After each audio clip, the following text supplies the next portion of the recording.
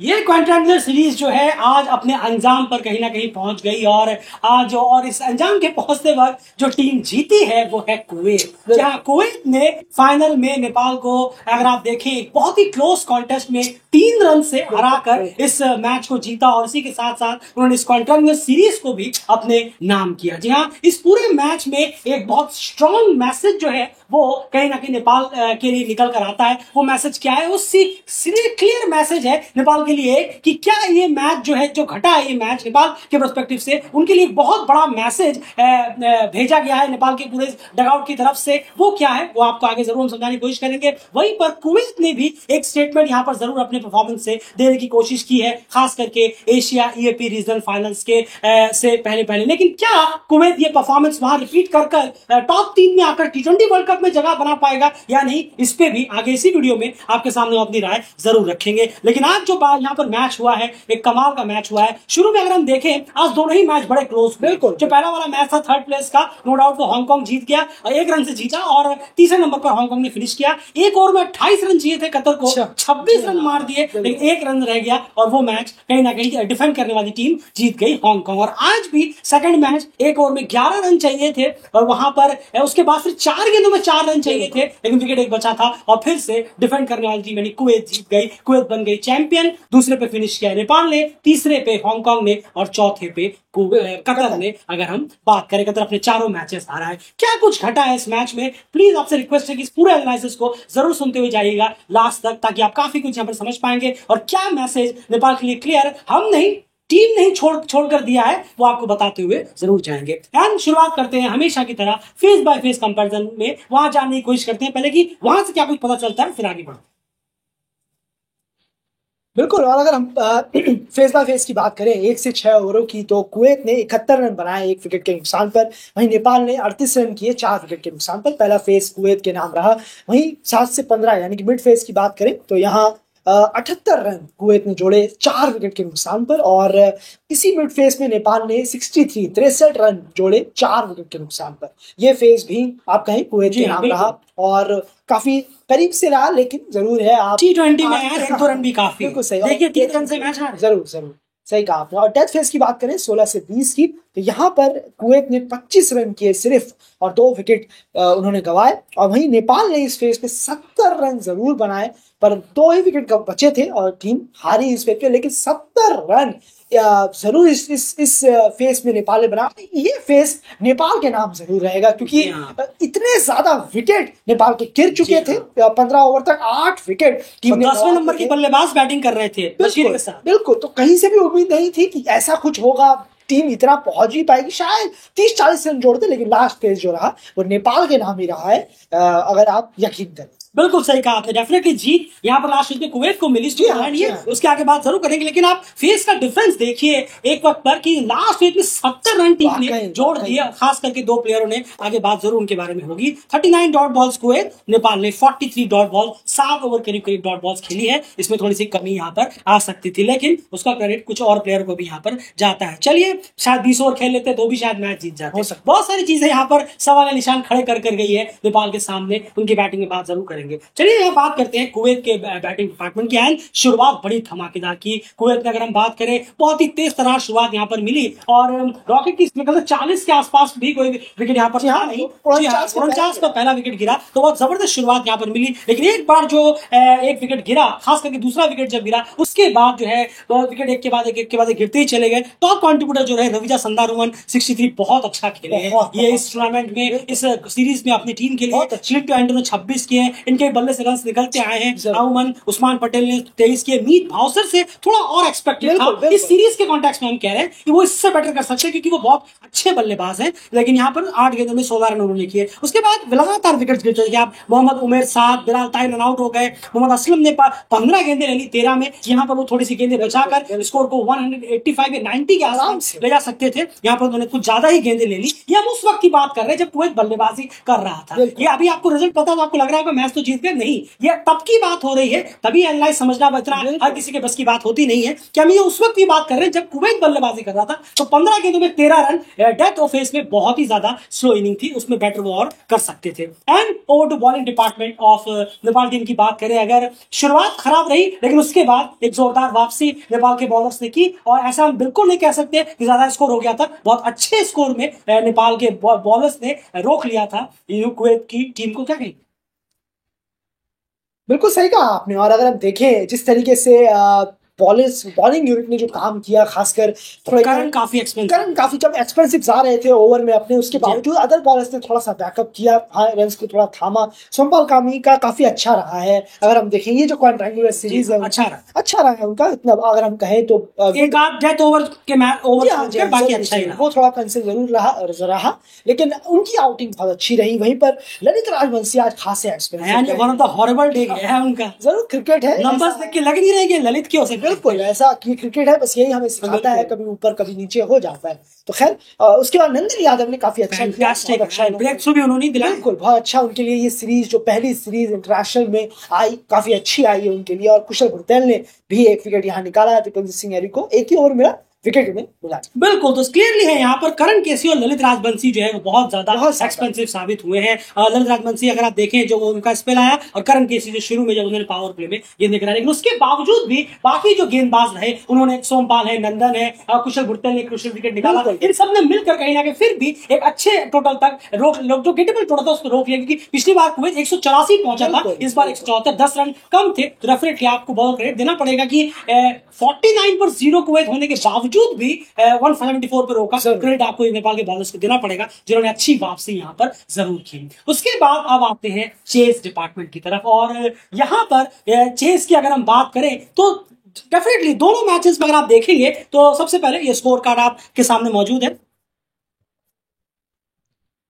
तो ये score card आपके सामने यहाँ पर ऑलरेडी मौजूद है, तो आप यहाँ पर नंबर समग्र क्लियर देख पा रहे हैं। एक चीज जो आपने दोनों मैचों में देखी होगी नेपाल के, वो था उनकी ओपनिंग से अच्छी शुरुआत में। पहले मैच में जो नेपाल जीता था कतर के खिलाफ, उसमें 81 रन की शुरुआत मिली थी एज अ ओपनर, उसके बाद 127 रन की पार्टनरशिप की कुशल और आशिफ फिर से, और लेकिन इस बार हमें वो चीज देखने, उसका बहुत बड़ा फायदा मिल रहा था। नीचे रोहित, उसके बाद दीपेंद्र, एक मैच बशीर ने भी, तो इन सबको काफी फायदा मिला, क्योंकि ज्यादा रन बचा नहीं था, रिक्वायरमेंट उतना नहीं था, अब बॉलिंग भी इतनी अट्रैक्टिव हो रही थी, क्योंकि मेन काम जो है वो ओपनर्स कर जा रहे थे। लेकिन आज पूरी गाड़ी जो है उल्टी पड़ गई। जैसे ही आज ओपनर्स के बल्ले से रन्स नहीं निकले, जैसे ही मिडिल ऑर्डर के सामने एक बड़ा टेस्ट आया, बाकी बल्लेबाजों के सामने एक टेस्ट आया, पूरी के पूरी जो मिडिल ऑर्डर है, या आप देखें वन डाउन के प्लेयर हैं, लोअर ऑर्डर है, पूरी तरह से जो है आज एक्सपोज होते हुए नजर आए। जैसे ही आज एक बड़ा टास्क उनके सामने निकल कर आया, कुशल भुरतेल का विकेट गिरने के बाद पूरी की पूरी टीम जैसे बिखरती हुई चली गई। कुशल भुरतेल क्लीन बोल्ड हो गए, यासीन पटेल ने कमाल की बॉल डाली थी।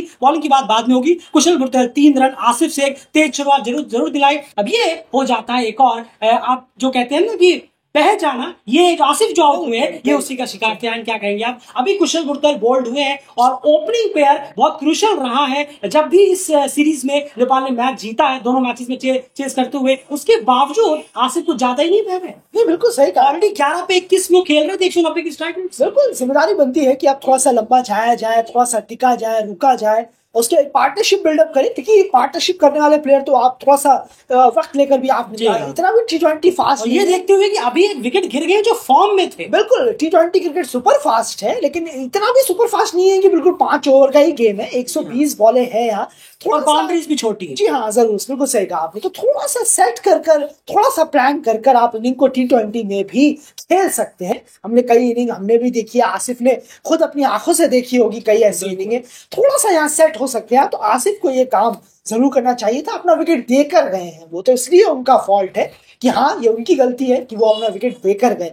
वो तो अगर मिल जाता, बॉल टर्न हो जाती, स्विंग हो जाती, या अंधेरा छा जाता, बिल्कुल विकेट देकर गए जरूर, तो हम ये कह सकते थे। लेकिन ऐसा कुछ नहीं था, आराम से उन्होंने उठाई बॉल, हवा में फायर किया और सीधा बाउंड्री में कैच थमा दिया। तो जरूर है, बाउंड्री भी नहीं है, 38 ग्राउंड इतना छोटा ऐसा लगता है, कैमरा क्वालिटी इतनी अच्छी नहीं, तो ऐसा लगता है हर बॉल बाउंड्री में। तो जरूर, तो बिल्कुल वो आसिफ का फॉल्ट था, जो उन्होंने जिस तरीके से आपने जो शॉट खेला वो बहुत ही खराब। बिल्कुल। उसके बाद अब आप एक स्टार्ट सुनिए, 20 मैचेस 250 करीब करीब रन है और 15 का एवरेज है। ये है एक प्लेयर का 1 साल का परफॉर्मेंस इंटरनेशनल क्रिकेट में। 15 की एवरेज वाले परफॉर्मेंस के प्लेयर 1 साल से लगातार टीम में बने हुए हैं। हम बात कर रहे हैं कुशल मंगल।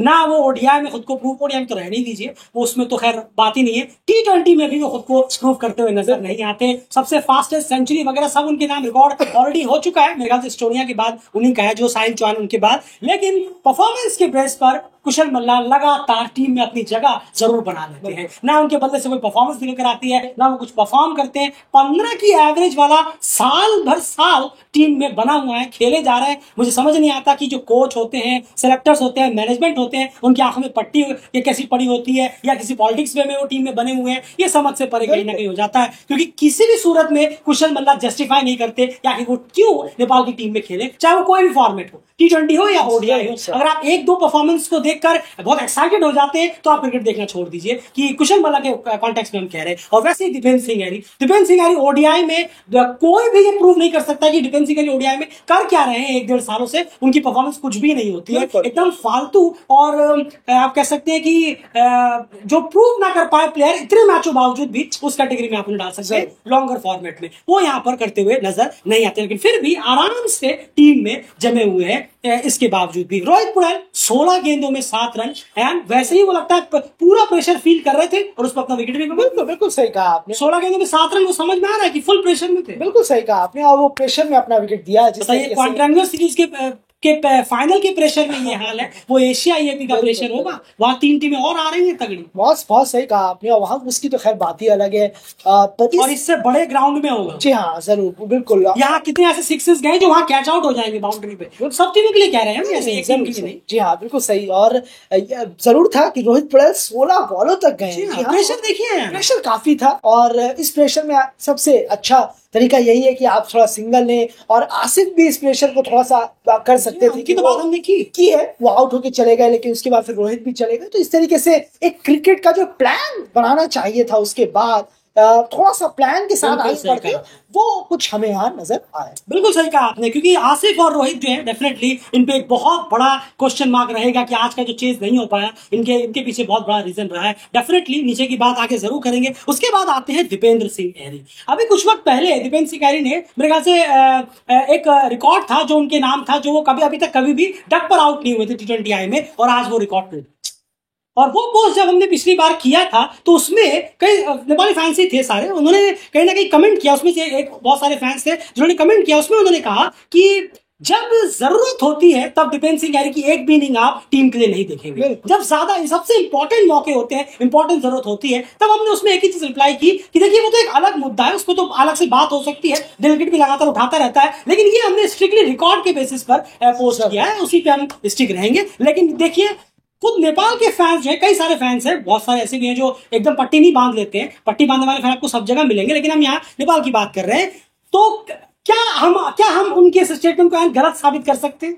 हमने ऐसे कई मौके देखे हैं जहां दीपेंद्र सिंह हैरी के ऊपर रिस्पॉन्सिबिलिटी थी, वो नहीं कर पाए। मुझे 2022 का ग्लोबल क्वालिफायर भी याद है यूएस के खिलाफ, मुझे तो 2024 का T20 वर्ल्ड कप का मैच भी याद है मुस्तफिजुर रहमान के खिलाफ, और मुझे अभी लेटेस्ट अगर आपको प्रीमियर कप भी याद है, वहां पर भी नहीं हो पाया जब जरूरत थी। जब 3rd प्लेस मैच किया तब उन्होंने रन किए, लेकिन जब डू और डाई मैच था, जब पहुंचने के लिए, वो नहीं चल पाए, फ्लॉप हो गए। उसके बाद आज फिर देखिए यहाँ पर एक कॉन्टिनेंटल सीरीज में आपको रन करने को जीत ही नहीं रहा, और यहाँ पर भी वो नहीं।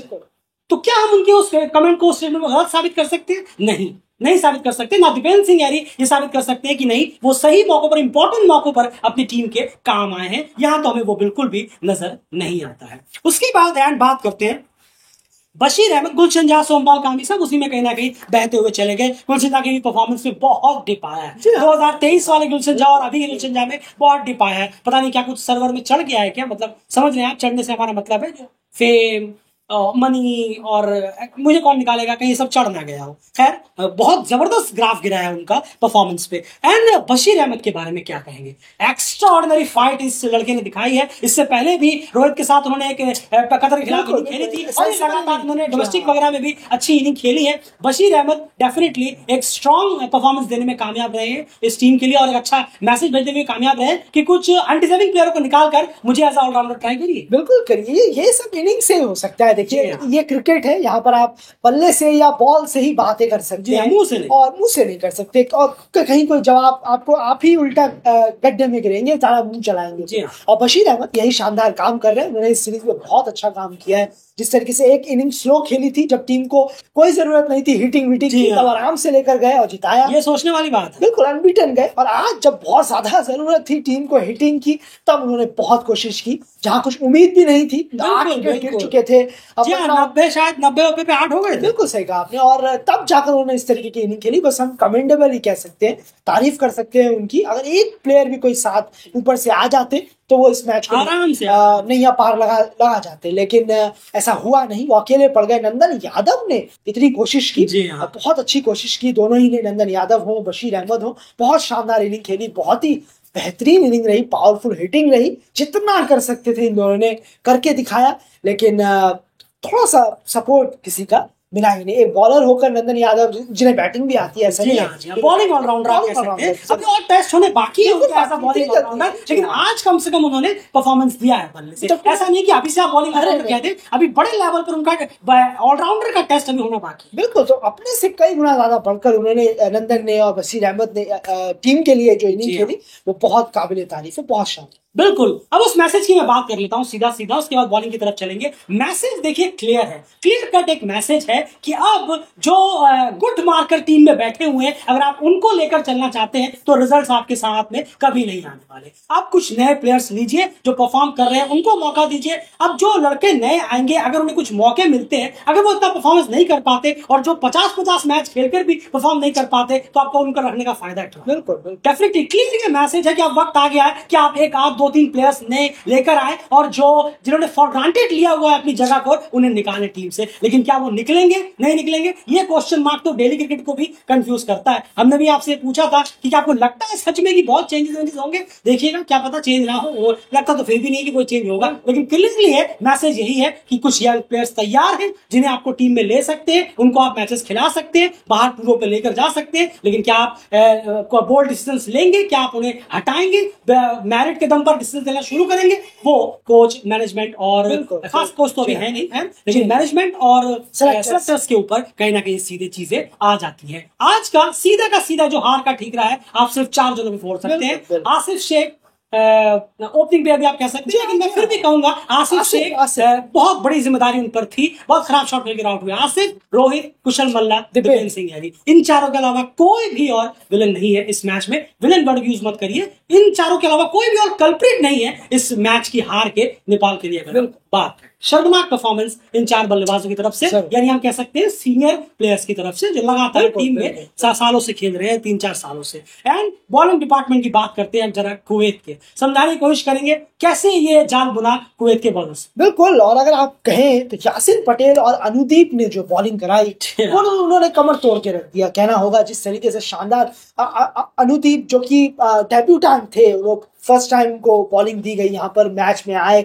उन्होंने इस तरीके की बॉलिंग कराई, बहुत शानदार। इतने प्रेशर सिचुएशन में प्रेशराइज। वो लास्ट ओवर की बात बाद में करेंगे, पहले शुरू की बात करें। बिल्कुल। तो जिस तरीके से यासिन पटेल ने बॉलिंग कराई, अनुदीप ने शुरू में जो बॉलिंग कराई, जब उन्होंने 2 विकेट निकाले, वहां पर वहीं काफी प्रेशर आ गया। जब आप टॉप 3-4 बल्लेबाजों को, जिन पर टीम खासा डिपेंडेंट है, उन पर ही अगर आप चोट मार देते हैं तो फिर बहुत नुकसान होता है। शुरुआत में आसिफ और कुशल मल्ला का विकेट लेकर गए। बिल्कुल, तो ये बहुत नुकसान होता है। जिस तरीके से यासिन और अनुदीप ने काम किया, जो प्रेशर बनाया नेपाल पर, वो वर्क किया। हम कुवैत की अगर बात करें, बिल्कुल। उसके अलावा जो अगर आप देखें, राजेंद्र ने भी 4 ओवर में सिर्फ 26 रन देकर 2 विकेट निकाले, बहुत बांधे रखा उन्होंने भी। यासिन पटेल की बात करें, राजेंद्र की बात करें, और अगर हम देखें अनुदीप की बात करें, इन तीनों ने बहुत बेहतरीन यहाँ पर बॉलिंग कराई है। और जिस तरह से टाइट लाइन रखी है, कुछ नेपाल के बल्लेबाजों ने भी अपनी तरफ से दिया, लेकिन ज्यादातर जो बॉलिंग रही है वो काफी शानदार रही, काफी अच्छी यहाँ पर रही है। अब बात करते हैं 1 ओवर में 11 रन की। 1 ओवर में 11 रन चाहिए थे, आए पहली बॉल उन्होंने उनके हाथ से स्लिप हुई, नो बॉल गया, 6 आ गया, 7 रन ऐसे ही चले गए। गेंद अभी भी 6 यहाँ पर मौजूद थे। उसके बाद अगली बॉल फ्री हिट थी। इस प्रेशर में, इस सिचुएशन में जो उन्होंने वापसी की, वो कमाल की वापसी थी। आप देखेंगे उसकी अगली बॉल जो फ्री हिट थी, वो उन्होंने ब्लॉक होल पे मारी। उसकी अगली बॉल फिर वो एंगल से अंदर लेकर आए, जिसमें बशीर प्रेडा होने से बच गए। और उसकी अगली बॉल वो फिर से थोड़ी सी अंदर लेकर आए, लेकिन इस बार थोड़ी सी और पिच थी। बशीर अहमद पूरा पावर अपना नहीं लगा पाए, ग्राउंड पार नहीं कर पाया बाउंड्री पर। पर कैच कहीं ना कहीं वहीं लेट गया। जब लेट गए थे वो रो भी रहे थे, और डेफिनेटली क्यों नहीं, क्या परफॉर्मेंस दी है। एक ओवर में 11 चाहिए थे, उन्होंने बिना बॉल डाले 7 रन खर्च कर दिए। पेशेंस सोचिए आप, उसमें जो वापसी की उन्होंने कमाल की। वेल डन कुवैत, बहुत अच्छी परफॉर्मेंस यहाँ पर देखने को मिली। अब एक आखिरी सवाल लास्ट में जाते थे, इसका आंसर भी दे देते हैं। क्या कुवैत एक स्ट्रॉन्ग दावेदार है इस बायलैटरल सीरीज, इस कॉन्टिन्यूअस सीरीज जीतने के बाद T20 world cup Asia EAP qualifier में? हमारा जवाब अभी भी जो था हम उसी पे कायम है। कुवैत टीमों को अपसेट जरूर करेगी, लेकिन टॉप 3 में हमें अभी भी लगता है कि कुवैत वहां पर नहीं होने वाली। अगर हम बात करें उस एशिया EAP, बहुत सारे इसके पीछे रीजंस हैं सीरीज के जीतने के बावजूद भी। उसके बारे में किसी और वीडियो में डिटेल में बात जरूर करेंगे, लेकिन अभी भी हम उस पर कायम है कि इस सीरीज जीतने के बावजूद भी टॉप 3 में वो नहीं होंगे। उसके पीछे बहुत स्ट्रॉन्ग, वैलिड और सॉलिड रीजंस हमारे पास मौजूद है, जिसके बारे में आगे बात जरूर करेंगे। फिलहाल इस एनालिसिस में इतना ही। उम्मीद है कि आपको एनालिसिस, फैक्ट एनालिसिस पसंद आया होगा। वीडियो को शेयर जरूर करिए, चैनल को सब्सक्राइब करिए और जुड़े रहिए दिलप्रीत के साथ।